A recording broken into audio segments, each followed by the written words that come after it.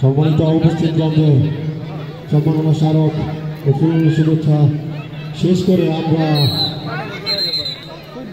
Foul হওয়ায় একটি wicket কিন্তু পেয়ে যাবেন টিম রয়্যালসের একজন প্লেয়ার কম, লাল কার্ড সেই প্লেয়ারের নামে হওয়ায়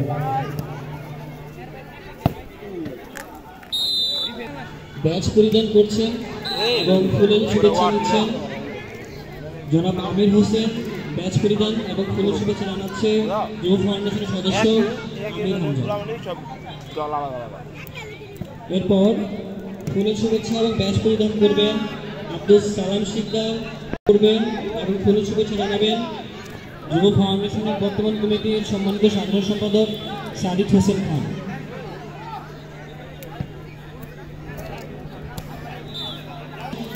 সাধারণ সম্পাদক জনাব সাদিক হোসেন খান ভাই।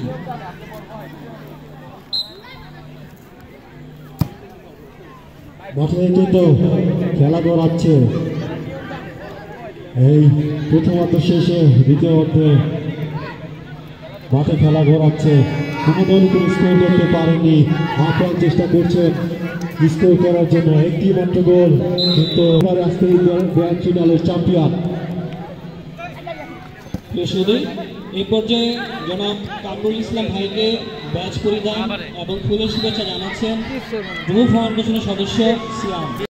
শেষে আমরা আবার মূল খেলায় চলে যাচ্ছি ধারাভাষ্যকারের মাধ্যমে। আজকে যুব মিনিবার ফুটবল টুর্নামেন্ট 2025 সিজন 3-এর অতিথিগণদের সম্মাননা স্মারক ও ফুলের শুভেচ্ছা যেন স্কোর করার জন্য রয়ে যাচ্ছেন। কিন্তু এটা ফুটবল খেলা, মিনিবার ফুটবল খেলা, গ্র্যান্ড ফিনাল। সহজে কোনো টিম বিজয়ী দলে বা প্রস্তুত সামনে দিয়ে স্কুলের বাড়ি হয়ে যাওয়ায় কিন্তু দ্রুত সব দিবেন দেখা সেখানে চলেছিলেন টিম রয়্যালসের একজন প্লেয়ার। কিন্তু আমরা দেখেছি দ্বিতীয় অর্ধে লাল কার্ড খেয়ে কিন্তু তিনি মাঠের বাইরে প্রবেশ করেছেন। সেই কারণে একজন প্লেয়ার কম দিয়ে খেলতে হবে টিম রয়্যালসের। যাই হোক, আন্তলা একাদশ কিন্তু আপ্রাণ চেষ্টা করেছেন স্কোর করার জন্য।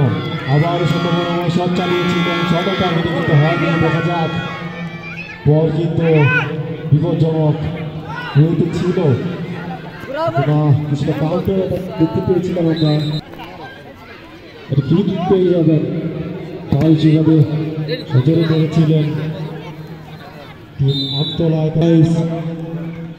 খুব স্লোলি শট করেছিলেন ফাহাদ তার প্লেয়ারকে পাস দেওয়ার জন্য শর্ট টার্গেটে। দেখা যাক বাবু কিন্তু স্কোর করার জন্য তোলা হয়ে এগিয়ে আসছিলেন। রিয়াজুলের পাই বল, রিয়াজুল কিন্তু চেষ্টা করেছিলেন বলটি টেকেল করে 10 নম্বর প্লেয়ারের পা থেকে বলটি দিয়ে তার প্লেয়ারকে পাস করার জন্য রিয়াজুল ব্যর্থ হয়েছেন। যাই হোক, মাসুদের পাই বল, ডিফেন্ডার মাসুদ, আমতলা একাদশের ডিফেন্ডার তিনি ক্লিয়ার করেছিলেন কিন্তু বলটি বিরোধী দলের প্লেয়ারের পাই আটকেছে। ক্লিয়ার করলেন 10 নম্বর পরিহিতা রাশিপুরের দোষী প্লেয়ার তানভীর। বল স্কুলের বাইরে যাওয়ায় শট পেয়ে গেলেন, থ্রু শট।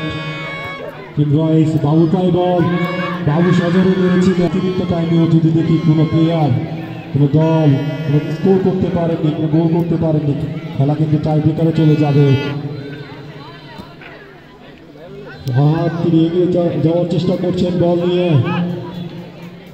দেখা যাক, 9 নম্বর জার্সি পরিহিত প্লেয়ার সেই বলটিকে ট্যাকল করে পাস করলেন 7 নম্বর পরিহিত জার্সি পরিহিত সেই প্লেয়ারকে। তিনি কিন্তু বল ট্যাকল করতে চেষ্টা করেছেন এবং ট্যাকল করে দিয়েছিলেন, কিন্তু বলটি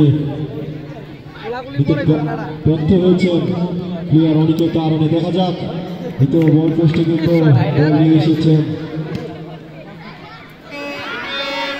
খুব সম্ভাবনা নয়, সুযোগ ছিল। জাকির তিনি কিন্তু কিছুটা লং শট খেলার চেষ্টা করেছিলেন তার প্লেয়ারকে, কিন্তু তার প্লেয়ার বলটি নাগাল দিতে পারেননি, যার কারণে বলটি বিরোধী দলের প্লেয়ারের পায়ে। বাবু তিনি কিন্তু বলটি হালকাভাবে ঢুকিয়ে দেওয়ার চেষ্টা করেছিল এবং শট থেকে বাবু পায় বল। বাবু কিন্তু সবরা প্লেয়ারের পায়ে বল থেকে আউটলাইনে যাওয়া, আবার একটি কর্নার পেয়ে যাবে টিম আমতলা একাদশ। বাবু কিন্তু আবারও শট নিয়েছেন এবং সজোরে চালিয়েছিল, আবারও চেষ্টা করেছিল তার প্লেয়ার বলটিকে তেমনভাবে টেকেল করতে পারেননি এবং খানিকটা খুঁচা মেরে 7 নম্বর জার্সি পরিহিত প্লেয়ার বলটিকে এগিয়ে নিয়ে যাওয়ার চেষ্টা করেছিলেন।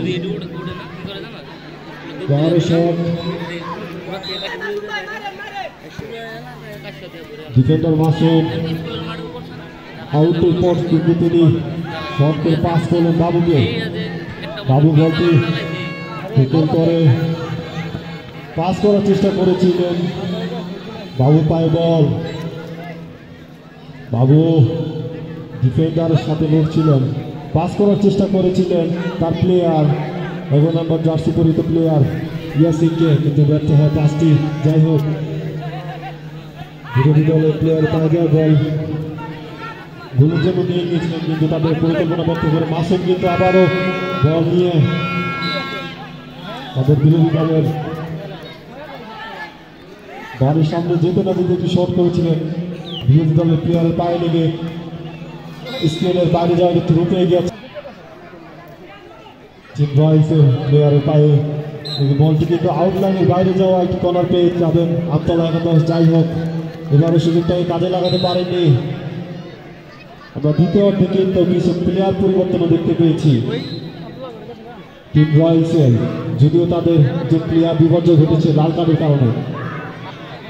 সুযোগ ছিল কিন্তু ফাহাদ বলটিকে সরাসরি বল স্কেলের বাইরে যাওয়া আমতলা একাদশ একটি থ্রুর মাধ্যমে একটি শট করলেন, তানভীরের পায়ে বল।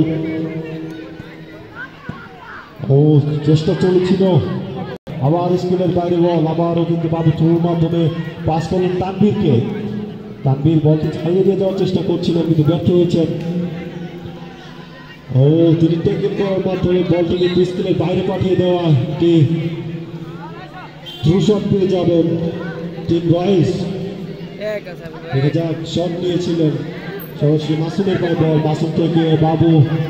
বাবু বাবু আলতো করে একটা পাস করেছেন, গোলের সম্ভাবনা অনেক বড় একটি সুবর্ণ সুযোগ ছিল। জাকির আমতলা একাদশ থ্রুর মাধ্যমে পাস করেছিলেন মাসুমকে এবং মাসুম সরাসরি টিম রয়্যালস। দেখা যাক আলতো পাসের মাধ্যমে